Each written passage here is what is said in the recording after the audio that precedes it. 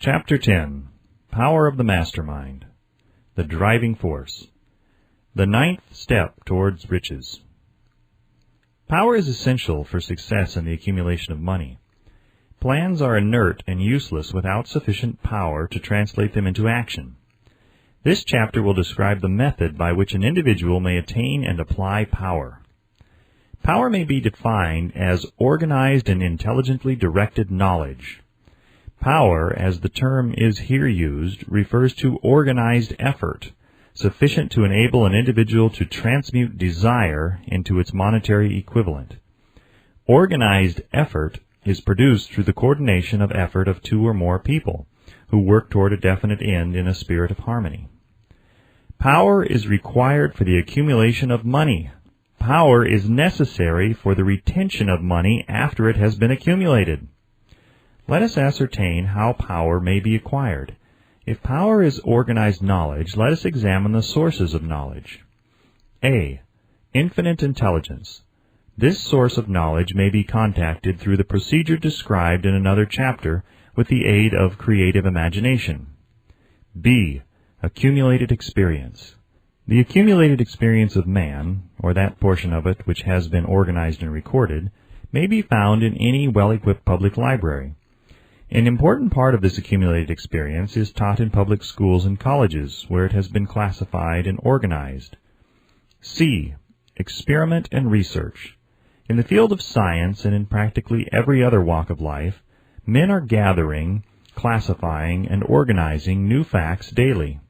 This is the source to which one must turn when knowledge is not available through accumulated experience. Here, too, the creative imagination must often be used. Knowledge may be acquired from any of the foregoing sources. It may be converted into power by organizing it into definite plans and by expressing those plans in terms of action. Examination of the three major sources of knowledge will readily disclose the difficulty an individual would have if he depended upon his efforts alone in assembling knowledge and expressing it through definite plans in terms of action. If his plans are comprehensive, and if they contemplate large proportions, he must generally induce others to cooperate with him before he can inject into them the necessary element of power. Gaining power through the mastermind. The mastermind may be defined as coordination of knowledge and effort in a spirit of harmony between two or more people for the attainment of a definite purpose. No individual may have great power without availing himself of the mastermind. In a preceding chapter, instructions were given for the creation of plans for the purpose of translating desire into its monetary equivalent.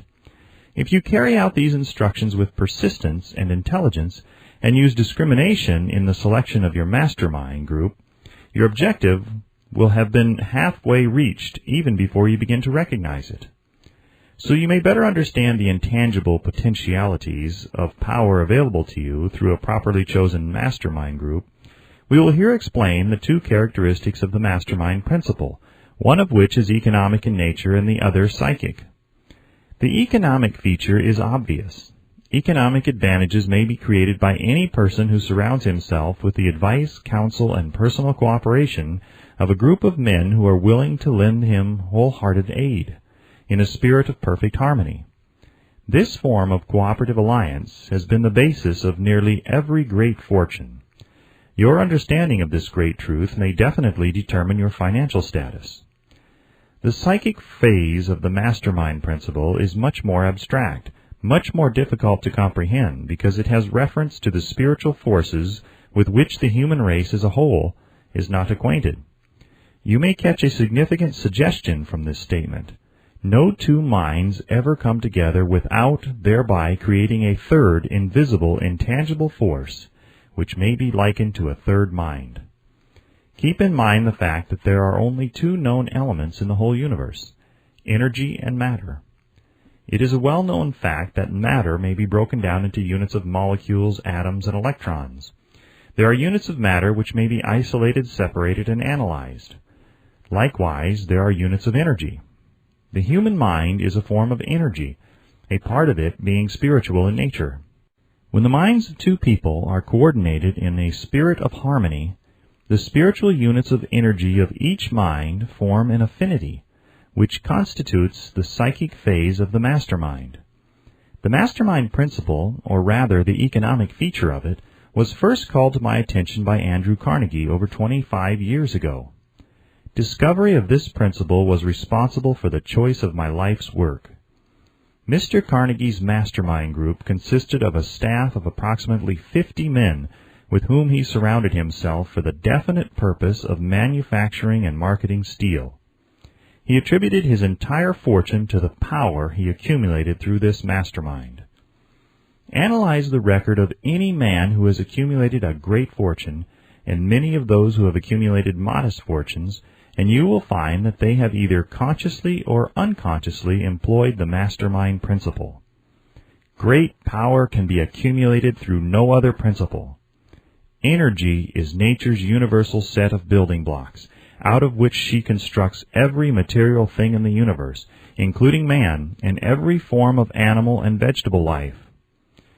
Through a process which only nature completely understands, she translates energy into matter. Nature's building blocks are available to man in the energy involved in thinking. Man's brain may be compared to an electric battery. It absorbs energy from the ether, which permeates every atom of matter and fills the entire universe. It is a well-known fact that a group of electric batteries will provide more energy than a single battery. It is also a well-known fact that an individual battery will provide energy in proportion to the number and capacity of the cells it contains. The brain functions in a similar fashion. This accounts for the fact that some brains are more efficient than others and leads to this significant statement. A group of brains, coordinated or connected in a spirit of harmony, will provide more thought energy than a single brain, just as a group of electric batteries will provide more energy than a single battery. Through this metaphor, it becomes immediately obvious that the mastermind principle holds the secret of the power wielded by men who surround themselves with other men of brains. There follows now another statement which will lead still nearer to an understanding of the psychic phase of the mastermind principle. When a group of individual brains are coordinated and function in harmony, the increased energy created through that alliance becomes available to every individual brain in the group. It is a well-known fact that Henry Ford began his business career under the handicap of poverty, illiteracy, and ignorance.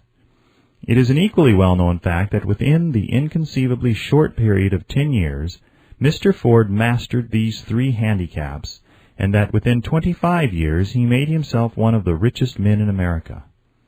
Connect with this fact the additional knowledge that Mr. Ford's most rapid strides became noticeable from the time he became a personal friend of Thomas A. Edison, and you will begin to understand what the influence of one mind upon another can accomplish.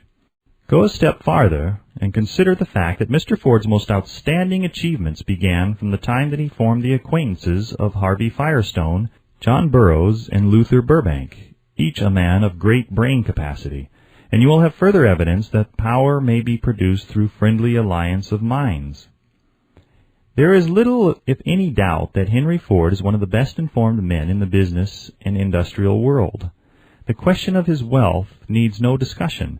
Analyze Mr. Ford's intimate personal friends, some of whom have already been mentioned, and you will be prepared to understand the following statement.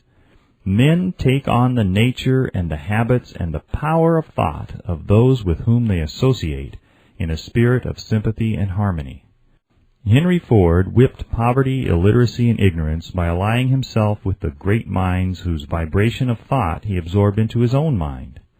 Through his association with Edison, Burbank, Burroughs, and Firestone, Mr. Ford added to his own brain power the sum and substance of the intelligence, experience, knowledge, and spiritual forces of these four men. Moreover, he appropriated and made use of the mastermind principle through the methods of procedure described in this book. This principle is available to you. We have already mentioned Mahatma Gandhi.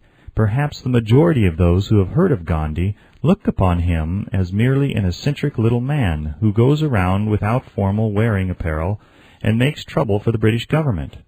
In reality, Gandhi is not eccentric, but he is the most powerful man now living. Estimated by the number of his followers and their faith in their leader, Moreover, he is probably the most powerful man who has ever lived. His power is passive, but it is real. Let us study the method by which he attained his stupendous power. It may be explained in a few words. He came by power through inducing over 200 million people to coordinate with mind and body in a spirit of harmony for a definite purpose. In brief, Gandhi has accomplished a miracle, for it is a miracle when 200 million people can be induced, not forced, to cooperate in a spirit of harmony for a limitless time. If you doubt that this is a miracle, try to induce any two people to cooperate in a spirit of harmony for any length of time. Every man who manages a business knows what a difficult matter it is to get employees to work together in a spirit even remotely resembling harmony. The list of the chief sources from which power may be attained is, as you have seen, headed by infinite intelligence. When two or more people coordinate in a spirit of harmony and work toward a definite objective, they place themselves in position through that alliance to absorb power directly from the great universal storehouse of infinite intelligence. This is the greatest of all sources of power. It is the source to which the genius turns. It is the source to which every great leader turns, whether he may be conscious of the fact or not. The other two major sources from which the knowledge necessary for the accumulation of power may be obtained are no more reliable than the five senses of man.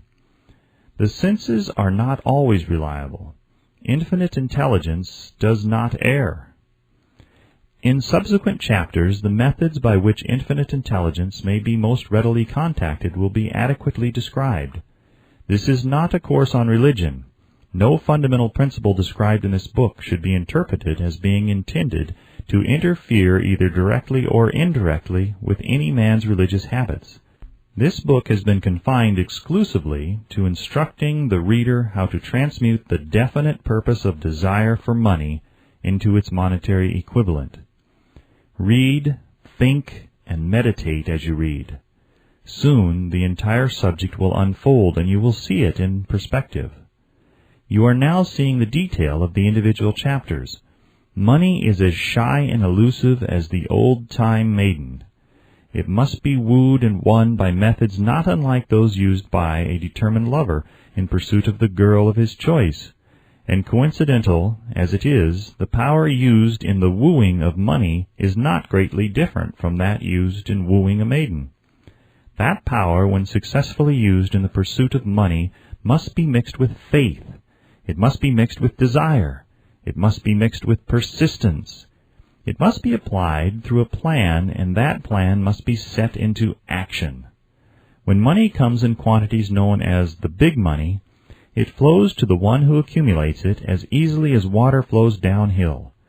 There exists a great unseen stream of power which may be compared to a river, except that one side flows in one direction, carrying all who get into that side of the stream onward and upward to wealth, and the other side flows in the opposite direction, carrying all those who are unfortunate enough to get into it and not able to extricate themselves from it, downward to misery and poverty. Every man who has accumulated a great fortune has recognized the existence of this stream of life. It consists of one's thinking process. The positive emotions of thought form the side of the stream which carries one to fortune. The negative emotions form the side which carries one down to poverty. This carries a thought of stupendous importance to the person who is following this book with the object of accumulating a fortune. If you are in the side of the stream of power which leads to poverty, this may serve as an oar by which you may propel yourself over into the other side of the stream. It can serve you only through application and use. Merely reading and passing judgment on it, either one way or another, will in no way benefit you. Some people undergo the experience of alternating between the positive and negative sides of the stream, being at times on the positive side and at times on the negative side. The Wall Street crash of '29 swept millions of people from the positive to the negative side of the stream.